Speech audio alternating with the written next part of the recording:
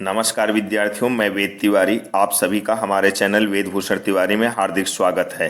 इस चैनल में आप सभी को UP PCS, other state PCS, RO UP police और मोटिवेशनल थॉट्स की वीडियो प्राप्त होती है। मेरे इस चैनल में सभी वीडियो हैंड राइटिंग नोट्स पर आधारित होती है, जो कि आपके सभी एग्जाम को ध्यान में रखकर बनाया गया है। विद्यार्थियों, मैं आप सभी के लिए जीएस के सभी पार्ट्स जैसे इतिहास, भूगोल, संविधान, विज्ञान, अर्थशास्त्र, पारिस्थितिकी एवं पर्यावरण, यूपीजी के करंट अफेयर्स और सीसेट के सभी पार्ट्स जैसे हिंदी, अंग्रेजी, गणित, रीजनिंग, संप्रेषण आदि सभी प्रकार के विषय की फाइल बनाया हूं। मैं एक एक करके आप लोगों के सामने हर प्रकार की फाइल की वीडियो पेश करूंगा। इन सभी वीडियो को प्राप्त करने के लिए आप हमारे चैनल को सब्सक्राइब कर लीजिए और इन फाइलों की पीडीएफ प्राप्त करने के लिए मेरे टेलीग्राम चैनल को ज्वाइन कर लीजिए। वीडियो में नीचे लिंक दी गई है। आर्यावर्त, जम्बूद्वीप, भारतवर्ष, हिंदुस्तान, इंडिया, भारत। जय हिंद, जय भारत, वंदे मातरम, सत्यमेव जयते। विद्यार्थियों, आप सभी को वेद तिवारी का नमस्कार। विद्यार्थियों, इस समय हम लोग इंग्लिश पढ़ रहे हैं और इंग्लिश में ट्रांसलेशन बनाने के कुछ नियम पढ़ रहे हैं, जिसमें कि हम लोगों ने पहले पार्ट में this, that, these, those in चारों का प्रयोग पढ़े थे। आज हम लोग दूसरे पार्ट में इज, एम, आर इसका प्रयोग पढ़ेंगे। तो आइए दूसरा पार्ट आज शुरू करते हैं। इज है का प्रयोग। इज का मतलब हे, हूँ, हो, व, हैं होता है। जब हम क्रियाओं का हिंदी में अनुवाद करते हैं तो क्रमशः हे, हूँ, हो, व, है आते हैं। वाक्यों में ये क्रियाएं ही मुख्य क्रिया का काम करती हैं। हिंदी से अंग्रेजी अनुवाद करते समय पहले सब्जेक्ट, फिर वर्ब तथा उसके पश्चात पूरक आता है। Subject plus verb plus complement. Present tense में एक वचनकर्ता के साथ इज का प्रयोग होता है। अफर्मेटिव सेंटेंसेज साधारण वाक्य। हिंदी से अंग्रेजी अनुवाद करते समय पहले सब्जेक्ट, फिर वर्ब तथा उसके बाद पूरक आता है। Subject plus verb plus complement. Example, this is a picture, यह तस्वीर है। दिस इज अ पिक्चर, यह तस्वीर है। यह मेरी पुस्तक है। दिस इज माई बुक, यह मेरी पुस्तक है। This is my book. वह हमारी टोपी है। दैट इज आवर कैप, वह हमारी टोपी है। That is our cap. वह उसकी कमीज है। दैट इज हिज शर्ट, वह उसकी कमीज है। That is his shirt. वह उसकी गुड़िया है। दैट इज हर डॉल, वह उसकी गुड़िया है।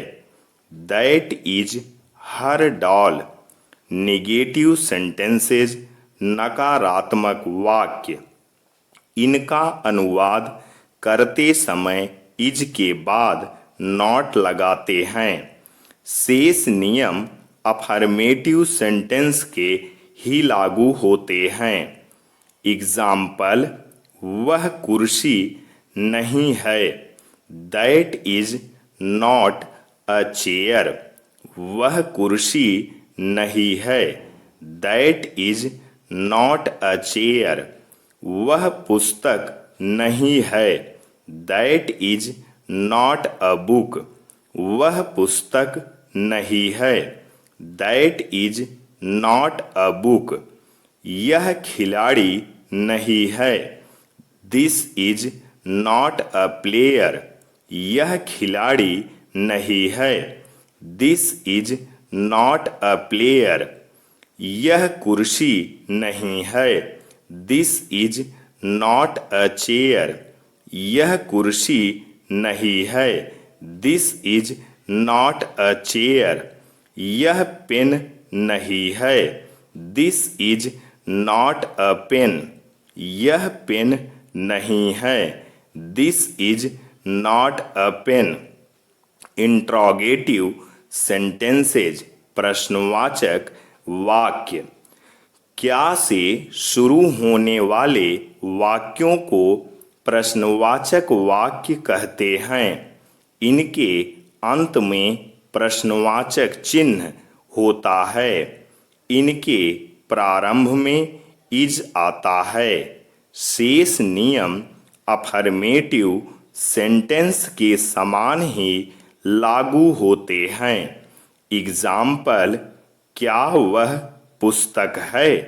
इज दैट अ बुक, क्या वह पुस्तक है। Is that a book. क्या वह मेज है।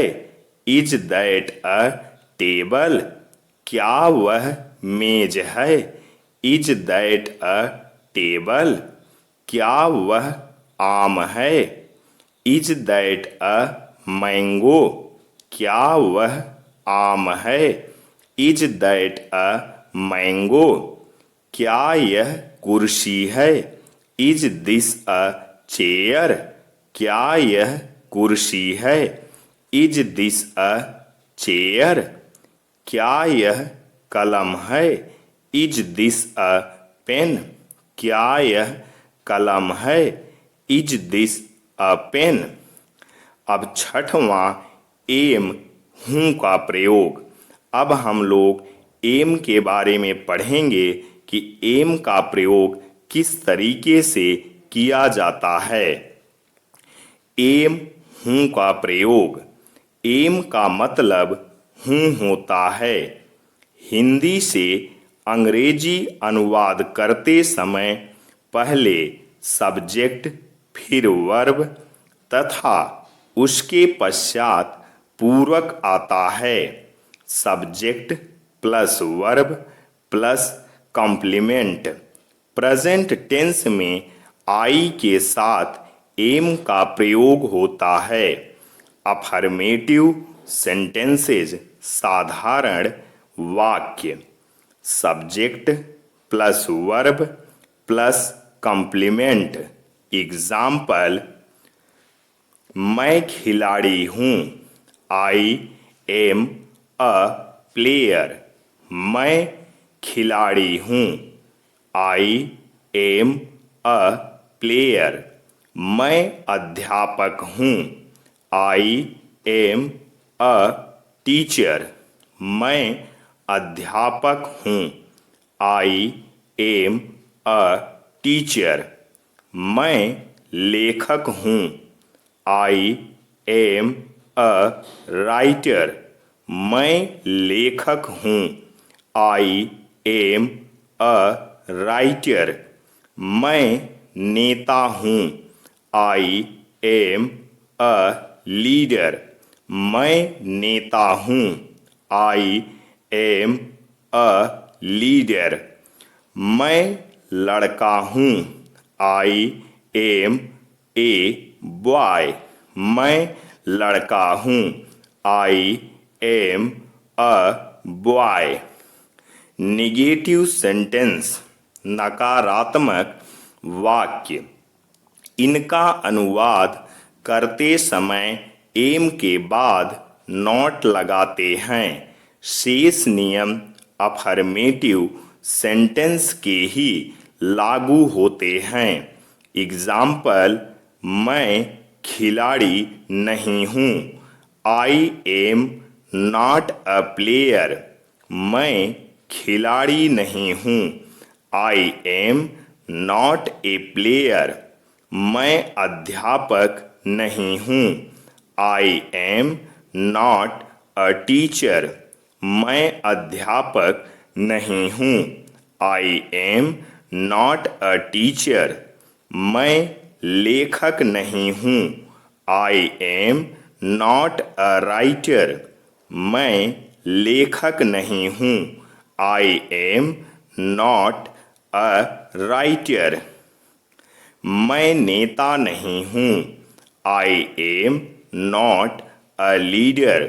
मैं नेता नहीं हूँ।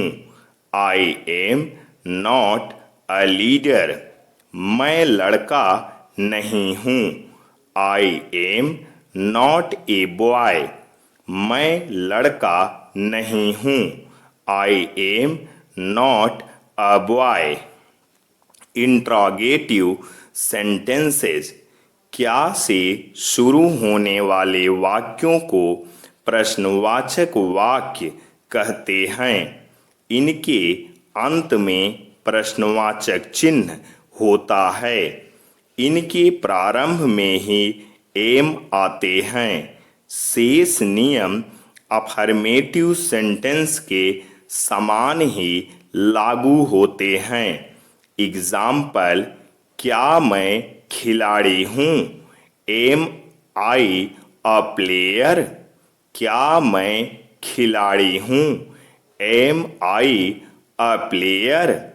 क्या मैं अध्यापक हूँ? Am I a teacher? क्या मैं अध्यापक हूँ? Am I a teacher? क्या मैं लेखक हूँ? Am I a writer? क्या मैं लेखक हूँ? Am I a writer? क्या मैं नेता हूँ? Am I a leader? क्या मैं नेता हूँ? Am I a leader? क्या मैं लड़का हूँ? Am I a boy? क्या मैं लड़का हूँ? Am I a boy? Are का प्रयोग। अब सातवां आर का प्रयोग हम लोग पढ़ेंगे कि आर का प्रयोग कहाँ पर और कैसे किया जाता है। इसके नियम के बारे में जानेंगे। सातवां आर हैं का प्रयोग। क्रियाओं का जब हम हिंदी में अनुवाद करते हैं तो क्रमशः हे, हूँ, हो व हैं आते हैं। वाक्यों में ये क्रियाएं ही मुख्य क्रिया का काम करती हैं। हिंदी से अंग्रेजी अनुवाद करते समय पहले सब्जेक्ट तथा उसके पश्चात वर्ब फिर पूरक आता है। Subject plus verb plus complement. Present tense में बहुवचन कर्ता तथा यू के साथ आर का प्रयोग होता है। अफर्मेटिव सेंटेंसेस साधारण वाक्य subject plus verb plus complement. Example, तुम लड़की हो। You are a girl. तुम लड़की हो। You are a girl. वे कुर्सियां हैं। Those are chairs. वे कुर्सियां हैं। Those are chairs. वे अंडे हैं। Those are eggs. वे अंडे हैं। Those are eggs. वे संदूक हैं। Those are boxes. वे संदूक हैं। Those are boxes. वे लाठियां हैं। Those are sticks. वे लाठियां हैं। Those are sticks. Negative sentences नकारात्मक वाक्य। इसका अनुवाद करते समय आर के बाद नॉट लगाते हैं। शेष नियम अफर्मेटिव सेंटेंस के ही लागू होते हैं।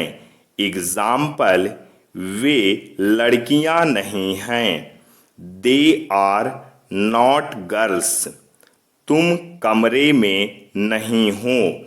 You are not in the room. वे लड़कियां नहीं हैं। They are not girls. तुम कमरे में नहीं हो। You are not in the room.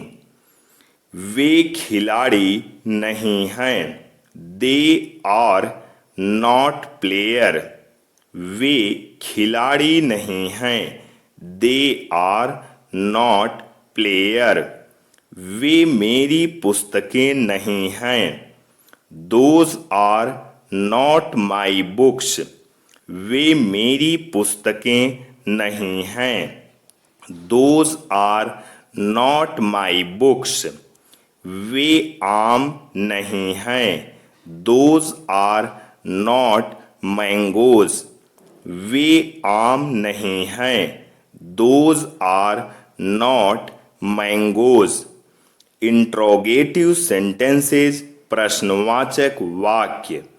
क्या से शुरू होने वाले वाक्यों को प्रश्नवाचक वाक्य कहते हैं। इनके अंत में प्रश्नवाचक चिन्ह होता है।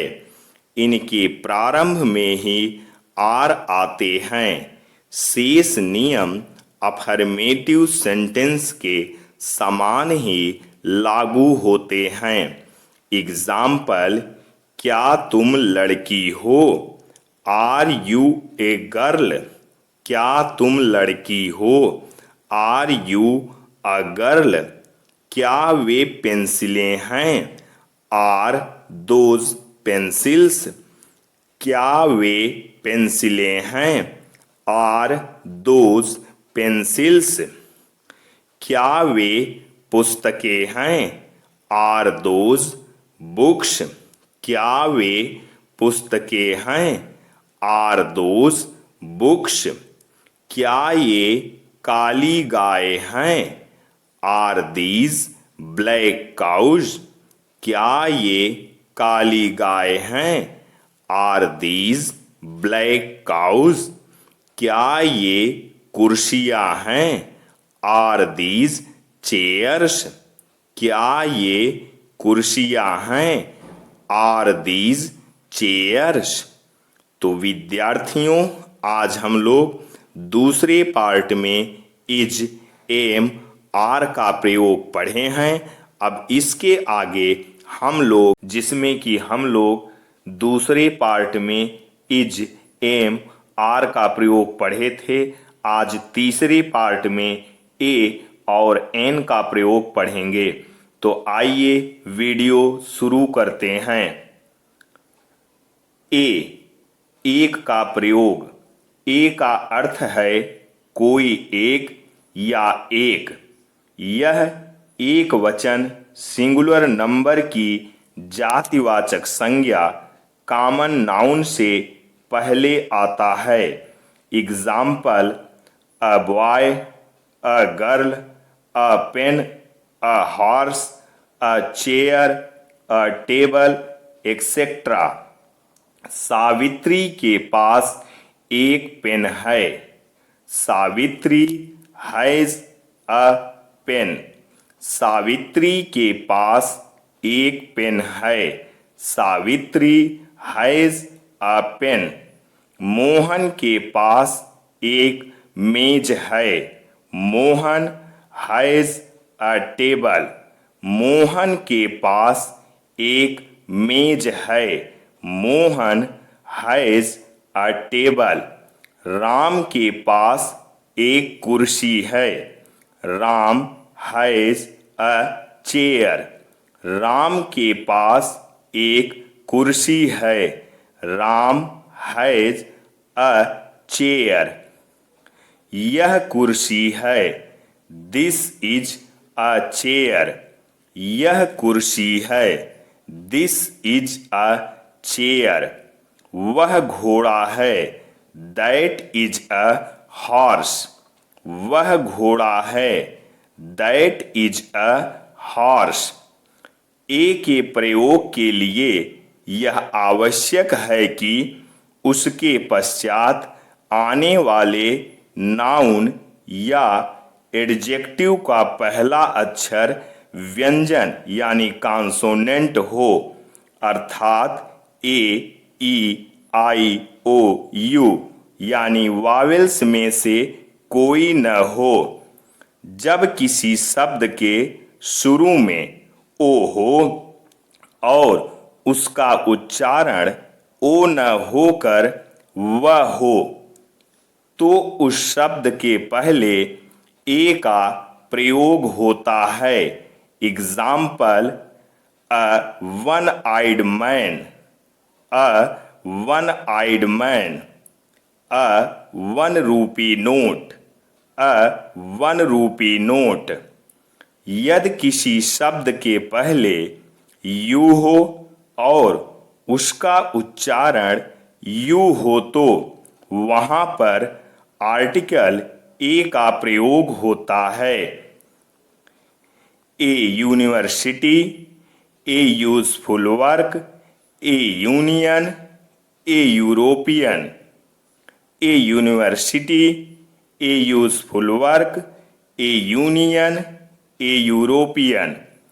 किसी अनिश्चित वस्तु या व्यक्ति के पहले ए का प्रयोग किया जाता है। Example, 7 days make a week, 7 days make a week. A boy was going, a boy was going। भिन्नवाचक शब्दों के पहले ए का प्रयोग किया जाता है। I have bought a 3/4 part of this garden। I have bought a 3/4 part of this garden। अंग्रेजी भाषा में कुल 3 आर्टिकल्स ए, एन और द हैं। ए और एन इंडेफिनिट आर्टिकल्स हैं, द डेफिनिट आर्टिकल है।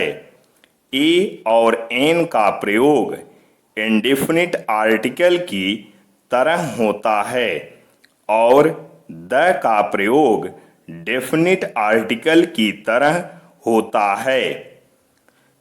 एन का प्रयोग, अब हम लोग एन के बारे में पढ़ेंगे।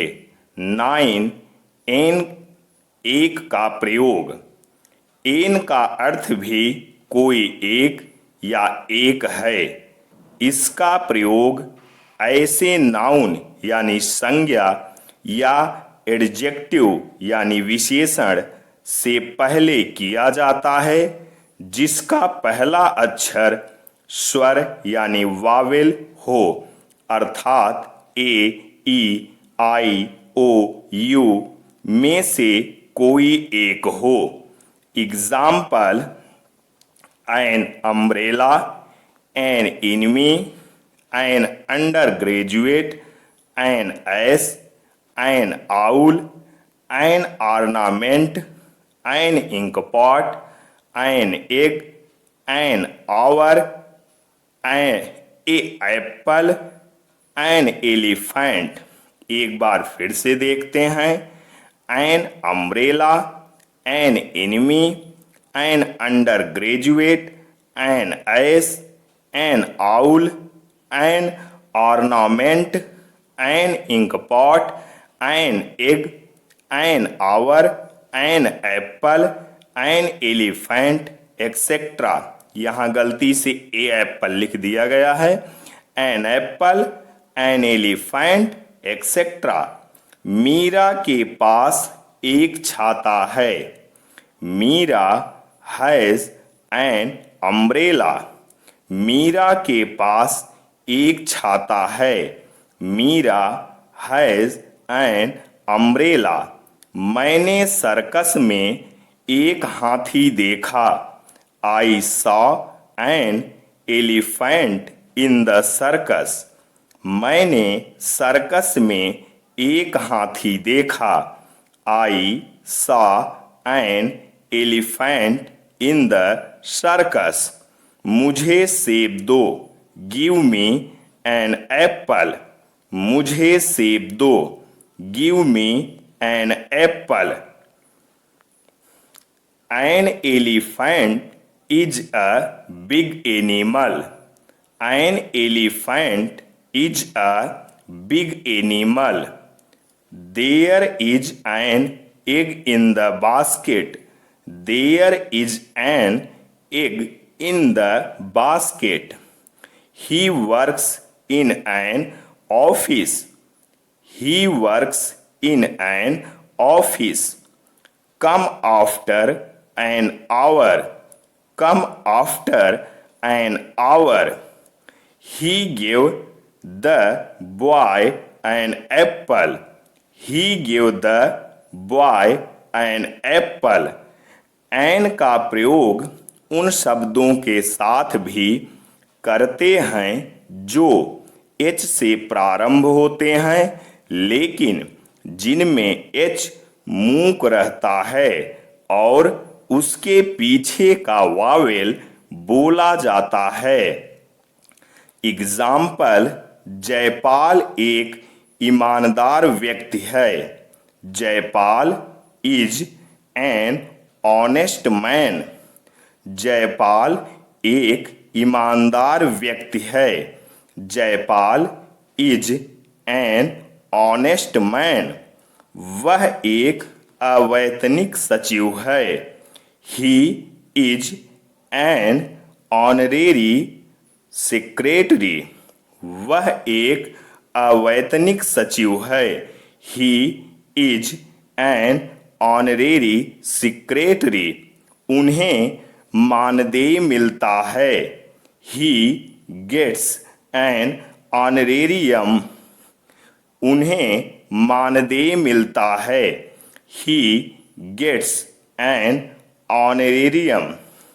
हमारा अतिथि एक सम्मानित व्यक्ति है। Our guest is an honorable person.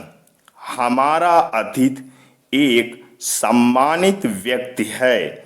Our guest is an honorable person. तो विद्यार्थियों, ये था तीसरा पार्ट। इसमें हम लोगों ने ए और एन के प्रयोग के बारे में पढ़ा। अब इसके आगे हम लोग चौथे पार्ट में अध्ययन करेंगे। ऐसी ही वीडियो पाने के लिए हमारे चैनल को सब्सक्राइब करना ना भूलें। जय हिंद, जय भारत, वंदे मातरम, सत्यमेव जयते।